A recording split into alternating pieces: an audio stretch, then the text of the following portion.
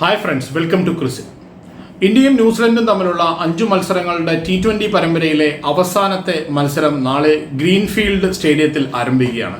മലയാളികളെ സംബന്ധിച്ചിടത്തോളം അല്ലെങ്കിൽ മലയാളി ക്രിക്കറ്റ് ആരാധകരെ സംബന്ധിച്ചിടത്തോളം എല്ലാവരും തിരുവനന്തപുരത്തേക്കാണ് നാളത്തെ ഒരു ദിവസം എന്ന് പറയുന്നത്. കാരണം തീപാറുന്ന ഒരു പോരാട്ടമായിരിക്കും ഇന്ത്യയും ന്യൂസിലൻഡും തമ്മിൽ നാളെ ഗ്രീൻഫീൽഡ് സ്റ്റേഡിയത്തിൽ നടക്കാൻ പോകുന്നത്. ഗ്രീൻഫീൽഡ് സ്റ്റേഡിയത്തിന്റെ ഒരു ചരിത്രം പരിശോധിക്കുകയാണെങ്കിൽ 4 T20 മത്സരങ്ങളാണ് ഇതിനു മുന്നേ നടന്നിട്ടുള്ളത്. അതിൽ 2 മത്സരങ്ങളിൽ ആദ്യം ബാറ്റ് ചെയ്ത ടീം ജയിച്ചപ്പോൾ 2 മത്സരങ്ങളിൽ ചേസ് ചെയ്ത ടീം ജയിച്ചു എന്നുള്ളതാണ് അവിടുത്തെ ചരിത്രം പറയുന്നത്. ഏതായാലും ഗ്രീൻഫീൽഡ് സ്റ്റേഡിയത്തിലെ പിച്ചിന്റെ ഒരു ഘടന പരിശോധിക്കുകയാണെങ്കിൽ 2023 ഒരു മത്സരത്തിൽ 223 റൺസ് എന്ന് പറയുന്ന ഒരു വലിയ സ്കോർ പിറന്ന ഒരു ഗ്രൗണ്ടാണ് ഇത്. അതുപോലെ തന്നെ തിരിച്ച് ചേസ് ചെയ്ത ടീം, അതായത് ഇന്ത്യയും ഓസ്ട്രേലിയയും തമ്മിലായിരുന്നു. ഇന്ത്യ 223 റൺസ് നേടിയപ്പോൾ ഓസ്ട്രേലിയ 190 മുകളിലുള്ള ഒരു സ്കോർ ആ മത്സരത്തിൽ നേടുകയും ചെയ്തു. പക്ഷേ ഇന്ത്യയും സൗത്ത് ആഫ്രിക്കയും തമ്മിൽ നടന്ന മറ്റൊരു T20 മത്സരത്തിൽ 110 റൺസിന് സൗത്ത് ആഫ്രിക്ക ഓൾ ഔട്ട് ആവുകയായിരുന്നു.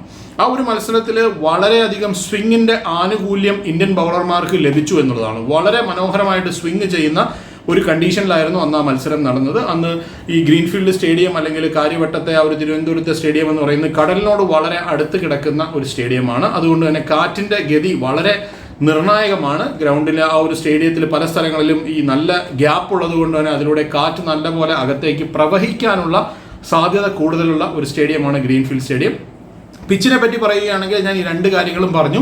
ചിലപ്പോൾ നല്ല ബാറ്റിംഗ് വിക്കറ്റ് ആയിരിക്കാം, ചിലപ്പോൾ അതുപോലെ തന്നെ നല്ലപോലെ ബോൾ സ്വിങ് ചെയ്യുന്ന ഒരു കണ്ടീഷനും ആയിരിക്കാം എന്നുള്ളതാണ് ഇവിടുത്തെ ഒരു പ്രത്യേകത എന്ന് പറയുന്നത്. അതുകൊണ്ട് തന്നെ കൃത്യമായ ഒരു പ്രവചനം അസാധ്യമാണ്. പലതരത്തിലുള്ള ക്ലേ ആണ് ഈ ഒരു ഗ്രൗണ്ടിൽ ഉപയോഗിക്കുന്നത്. മാണ്ഡ്യ ക്ലേ എന്ന് പറയുന്ന ഒരു ക്ലേ ഉപയോഗിക്കുന്നുണ്ട്, തിരുവനന്തപുരം ക്ലേ എന്ന് പറയുന്ന മറ്റൊരു ക്ലേ ഉപയോഗിക്കുന്നുണ്ട്. അതായത് പല സ്ഥലങ്ങളിൽ നിന്ന് എടുക്കുന്ന ചെളി അല്ലെങ്കിൽ ക്ലേ എന്ന് മാത്രമേ ഇതിന് അർത്ഥമുള്ളൂ. അതുകൊണ്ടാണ് പിച്ച് നിർമ്മിക്കുന്നത്. കർണാടകത്തിലെ മാണ്ഡ്യ എന്ന് പറയുന്ന സ്ഥലത്ത് നിന്ന് എടുക്കുന്നതുകൊണ്ടാണ് അതിന് മാണ്ഡ്യ ക്ലേ എന്ന് പറയുന്നത്. തിരുവനന്തപുരത്ത് നിന്ന് ചില സ്ഥലങ്ങളിൽ നിന്ന് എടുക്കുന്ന ക്ലേ ഉപയോഗിക്കുന്നുണ്ട്, അതിന് തിരുവനന്തപുരം പിച്ച് എന്ന് പറയാറുണ്ട്.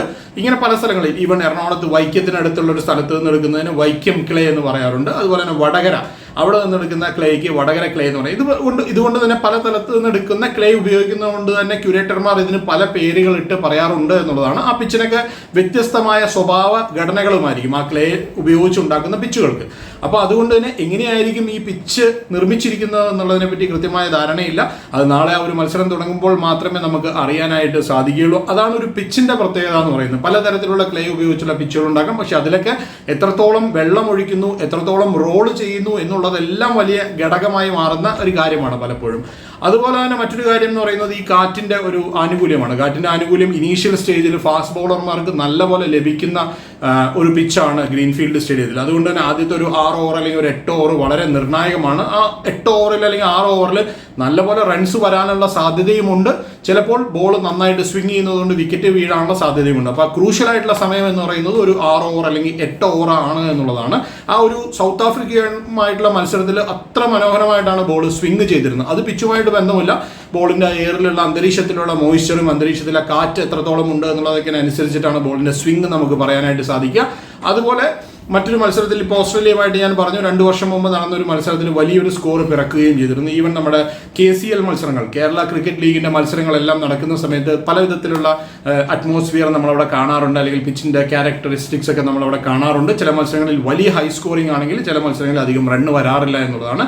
എന്തായാലും 4 T20 മത്സരങ്ങളാണ് അവിടെ നടന്നിട്ടുള്ളത് എന്നുള്ള പ്രത്യേകതയുണ്ട്. മലയാളികളെ സംബന്ധിച്ചിടത്തോളം വളരെ ആകാംക്ഷയോടെ കാത്തിരുന്ന ഒരു മത്സരമാണ്. ഇന്ത്യയുടെ ഫുൾ ടീം, സ്റ്റാർ സ്റ്റഡഡ് ആയിട്ടുള്ള ടീമുമായിട്ടാണ് ഇന്ത്യ ഈ പരമ്പരയ്ക്ക് എത്തുന്നത്. കാരണം ഇനി ഇത് കഴിഞ്ഞാൽ ഇത് അവസാനത്തെ മത്സരമാണ്. ഇനി ഇത് കഴിഞ്ഞാൽ നേരെ വേൾഡ് കപ്പാണ്. അതിൻ്റെ ഇടയിൽ സൗത്ത് ആഫ്രിക്കയുമായിട്ട് ഒരു സന്നാഹ മത്സരം കളിക്കുന്നുണ്ട് എന്നുള്ളതാണ് എൻ്റെ അറിവ് എന്ന് പറയുന്നത്. പക്ഷേ ഈ ഒരു മത്സരം എന്ന് പറയുന്നത് ഇന്ത്യക്ക് പരീക്ഷണങ്ങൾ ഏറ്റവും അവസാന ഘട്ടത്തിലേക്ക് എത്തിയിരിക്കുന്നു. T20 ലോകകപ്പിന് തയ്യാറെടുക്കുമ്പോൾ എങ്ങനെയുള്ള പരീക്ഷണങ്ങളാണോ നടത്തേണ്ടത് അതിനെപ്പറ്റിയൊക്കെയുള്ള ഡീപ്പായിട്ടുള്ള കാര്യങ്ങളൊക്കെ ഇതിൽ നിന്ന് ഇന്ത്യൻ ടീമിന് മനസ്സിലാക്കാനായിട്ട് സാധിച്ചിട്ടുണ്ട്. അതുകൊണ്ട് ടീമിൻ്റെ ഒരു ഘടനയിലേക്ക് വരുമ്പോൾ സഞ്ജു സാംസൺ ഈ ഒരു മത്സരത്തിൽ കൂടെ ഡെഫിനറ്റ് ആയിട്ട് ഉണ്ടാവുമെന്നാണ് പ്രതീക്ഷിക്കുന്നത്. ഇന്ത്യയിലേക്ക് അല്ലെങ്കിൽ കേരളത്തിലേക്ക് വന്നിറങ്ങിയ ആ ഒരു ഇന്ത്യൻ താരങ്ങൾക്ക് നൽകിയ വരവേൽപ്പൊക്കെ നമ്മൾ കണ്ടതാണ്.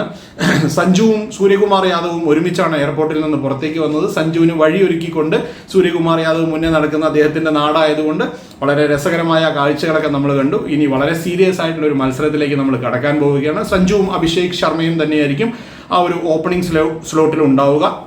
അതുപോലെ മാറ്റമുണ്ടാവാൻ സാധ്യതയുള്ള ഒരു ഏരിയ എന്ന് പറയുന്നത് വരുൺ ചക്രവർത്തി ടീമിലേക്ക് എത്താനുള്ള എല്ലാ സാധ്യതയുമുണ്ട്. കാരണം ഇനി മത്സരങ്ങൾ ഇല്ലാത്തതുകൊണ്ട് തന്നെ അദ്ദേഹം എന്തായാലും T20 ലോകകപ്പിൽ ഇന്ത്യയുടെ അവിഭാജ്യ ഘടകമായതുകൊണ്ട് തന്നെ അദ്ദേഹത്തിന്റെ ടീമിൽ അടുത്ത മത്സരത്തിൽ കളിപ്പിക്കാനുള്ള സാധ്യതയുണ്ട്. അങ്ങനെയാണെങ്കിൽ രവി ബിഷ്ണോയി വഴിമാറി ആ ഒരു പൊസിഷനിലേക്ക് വരുൺ ചക്രവർത്തി വരുമെന്നാണ് പ്രതീക്ഷിക്കുന്നത്. ഹർഷദീപ് സിംഗിനെ ടീമിൽ നിലനിർത്തുമെന്നാണ് പ്രതീക്ഷിക്കുന്നത്. കാരണം ഹർഷദീപും ആ ഒരു ഇനീഷ്യൽ സ്റ്റേജിൽ ഇന്ത്യൻ ടീമിൽ ലെവലിൽ കളിക്കാൻ സാധ്യതയുള്ള താരമായതുകൊണ്ട് തന്നെ അദ്ദേഹത്തിനെയും കളിപ്പിക്കും. ജസ്പ്രീത് ബുംറയും ആ ഒരു പൊസിഷനിൽ ഉണ്ടാവും. അങ്ങനെയാണെങ്കിൽ ഹർഷിത് റാണെ ആയിരിക്കും വഴിമാറാനായിട്ട് പോകുന്നത്. പക്ഷേ അപ്പോൾ കഴിഞ്ഞ മത്സരത്തിലെ പോലെ ഇന്ത്യ 7 ബാറ്റർമാരുമായിട്ട് കളിക്കേണ്ടി വരും എന്നുള്ളതാണ് ഒരു അപാകത എന്ന് പറയുന്നത്. കാരണം ഇതിന്റെ ഏറ്റവും വലിയൊരു പ്രശ്നം എന്ന് പറയുന്നത് അക്സർ പട്ടേലിന് പറ്റിയ ഇഞ്ചുറിയാണ്. അക്സർ പട്ടേൽ കളിക്കുന്നില്ല ഈ ഒരു പരമ്പരയിൽ.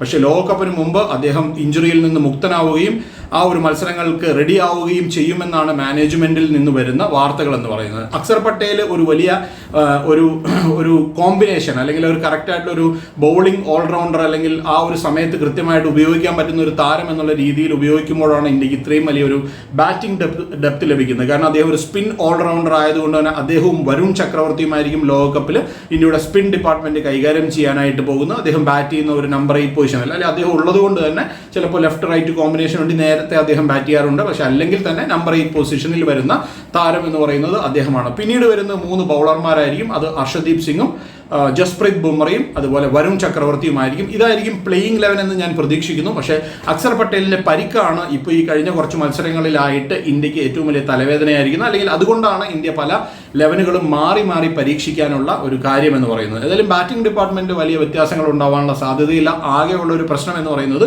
തിലക് വർമ്മ തിരിച്ചു വരുമ്പോൾ ആരെയായിരിക്കും ആ ഒരു പൊസിഷനിൽ മാറ്റാൻ പോകുന്നത് എന്നുള്ളതാണ്. അത് സഞ്ജു സാംസണെ മാറ്റുമോ അല്ലെങ്കിൽ ഇഷാൻ കിഷനെ മാറ്റുമോ എന്നുള്ളത് മാത്രമായിരിക്കും ഒരു ചോദ്യം എന്ന് പറയുന്നത്. കാരണം എന്താണെന്ന് വെച്ച് കഴിഞ്ഞാൽ ഇഷാൻ കിഷൻ നല്ല ഫോമിലാണ് ബാറ്റ് ചെയ്യുന്നത്. സഞ്ജുവിന് ഈ മത്സരം വീണ്ടും ഒരു ക്രൂഷ്യൽ മത്സരമായി മാറുമെന്ന് തന്നെയാണ് നമ്മളെല്ലാവരും പ്രതീക്ഷിക്കുന്നത്. സ്വന്തം നാട്ടിൽ ഒരു മനോഹരമായ പെർഫോമൻസിലൂടെ സഞ്ജു തിരിച്ചു വരുമെന്ന് തന്നെയാണ് നമ്മളുടെ എല്ലാവരുടെയും ഒരു പ്രതീക്ഷ എന്ന് പറയുന്നത്. റിങ്കു സിംഗ് കഴിഞ്ഞ മത്സരത്തിൽ ചെറിയ ഒരു സ്കോറൊക്കെ നേടിയിരുന്നെങ്കിലും ഒരു 30 ബോളിൽ 39 റൺസ് എന്ന് പറയുന്ന ഒരു T20 ക്രിക്കറ്റിൽ വലിയ സ്കോറൊന്നുമല്ല. കാരണം വലിയൊരു സ്കോറാണ് നമ്മൾ ചേസ് ചെയ്തത്. അപ്പോൾ അതൊരു വലിയ ഇതായിട്ട് നമുക്ക് കാണാനായിട്ട് സാധിക്കില്ല. ഏറ്റവും പ്രധാനപ്പെട്ട 2 കാര്യം എന്ന് പറയുന്നത് സൂര്യകുമാർ യാദവും ശിവം ദുബെയും ഫോമിലെത്തിയിരിക്കുന്നു എന്നുള്ളതാണ്. ശിവം ദുബെയുടെ ഒരു ഫോം എന്ന് പറയുന്നത് കഴിഞ്ഞ മത്സരത്തിൽ നമ്മൾ കണ്ടു. സ്പിന്നർമാരെ ഈസി ആയിട്ട് സിക്സറുകൾ നേടാൻ സാധിക്കുന്ന ഒരു താരമാണ് ശിവം ദുബെ എന്ന് പറയുന്നത്. അതുകൊണ്ട് തന്നെ ഒരു മിഡിൽ ഓവേഴ്സിൽ, അതായത് എസ്പെഷ്യലി പവർ പ്ലേ കഴിഞ്ഞ് 7ാമത്തെ ഓവർ തൊട്ട് 15ാമത്തെ ഓവർ വരെയുള്ള സമയത്ത് വളരെ പെട്ടെന്ന് സ്കോറിംഗ് റേറ്റ് ഉയർത്താനായിട്ട് അദ്ദേഹത്തിന് സാധിക്കുകയും ചെയ്യും. കഴിഞ്ഞ മത്സരത്തിൽ ഇഷ് സോദിയെ ഒരു ഓവറിൽ 29 റൺസ് നേടുന്നത് നമ്മൾ കാണുകയും ചെയ്തു. സൂര്യകുമാർ യാദവും ഇതിനു മുമ്പ് വലിയ പരാജയമായിരുന്നു. പക്ഷേ ഈ ഒരു പരമ്പരയിൽ അദ്ദേഹം മിന്നുന്ന ഫോമിലേക്ക് തിരിച്ചെത്തിയിരിക്കുന്നു. ഹാർദിക് പാണ്ഡ്യ എപ്പോഴാണെങ്കിൽ പോലും, അതായത് ഏത് സമയത്തും ബോൾ കൊണ്ടും ബാറ്റ് കൊണ്ടും മികച്ച പ്രകടനങ്ങൾ കാഴ്ചവെക്കുന്ന ഒരു ഓൾറൗണ്ടർ തന്നെയാണ്. അദ്ദേഹത്തിൻ്റെയും ഒരു സാന്നിധ്യം നമുക്ക് മുതൽക്കൂട്ടാവും എന്ന് പ്രതീക്ഷിക്കാം. ന്യൂസിലൻഡ് നിരയിലേക്ക് വരുമ്പോൾ ഫിൻ അലൻ ഈ മത്സരത്തിൽ ഓപ്പണിംഗ് സ്ലോട്ടിൽ ഉണ്ടാവുമെന്നാണ് നമ്മൾ പ്രതീക്ഷിക്കുന്നത്. അദ്ദേഹവും ഡെവൻ കോൺവേയും ഓപ്പൺ ചെയ്യുകയും 1 ഡൗൺ പൊസിഷനിൽ സീഫർട്ടിനെ ബാറ്റ് ചെയ്യാനായിട്ട് അയക്കും എന്നാണ് നമ്മളുടെ ഒരു പ്രതീക്ഷ എന്ന് പറയുന്നത്. ഫാസ്റ്റ് ബോളിംഗ് ഡിപ്പാർട്ട്മെന്റിലൊക്കെ ഒരുപാട് അപാകതകൾ അവരുടെ ടീമിലുണ്ട്. ഇന്ത്യൻ കണ്ടീഷൻസിൽ ഇത്രയും നല്ല ബാറ്റിംഗ് വിക്കറ്റുകളിൽ ബോൾ ചെയ്യുമ്പോൾ ഉണ്ടാവുന്ന പ്രശ്നങ്ങൾ, അത് എല്ലാ ടീമിനുമുള്ള പ്രശ്നങ്ങളാണ്. ആ പ്രശ്നങ്ങളൊക്കെ അതിജീവിക്കാനായിട്ട് അവർക്ക് സാധിക്കുമെന്ന് പ്രതീക്ഷിക്കുന്നു. അവരുടെ ഏറ്റവും വലിയ ഒരു അഡ്വാൻറ്റേജ് എന്ന് പറയുന്നത് ജിമ്മി നീഷം, അദ്ദേഹം ചെറിയ ഒരു പരിക്കിന്റെ പിടിയിലാണ്. അദ്ദേഹം ടീമിന്റെ കൂടെയുണ്ട്. അദ്ദേഹം വരുമ്പോൾ ആ ഒരു മിഡിൽ ഓർഡർ സ്ലോട്ടിൽ നല്ലൊരു ബാറ്റർ, നല്ല ഹാർഡ് ഹിറ്റിംഗ് ആയിട്ടുള്ള ഒരു ബാറ്ററെ കൂടെ അവർക്ക് ലഭിക്കുമെന്നുള്ളൊരു പ്രത്യേകത കൂടെയുണ്ട്. ഏതായാലും മത്സരം തീ പാറും എന്നുള്ള കാര്യത്തിൽ യാതൊരു സംശയവുമില്ല. കാരണം ഈ ഒരു പരമ്പരയിലെ അവസാനത്തെ മത്സരമാണ്.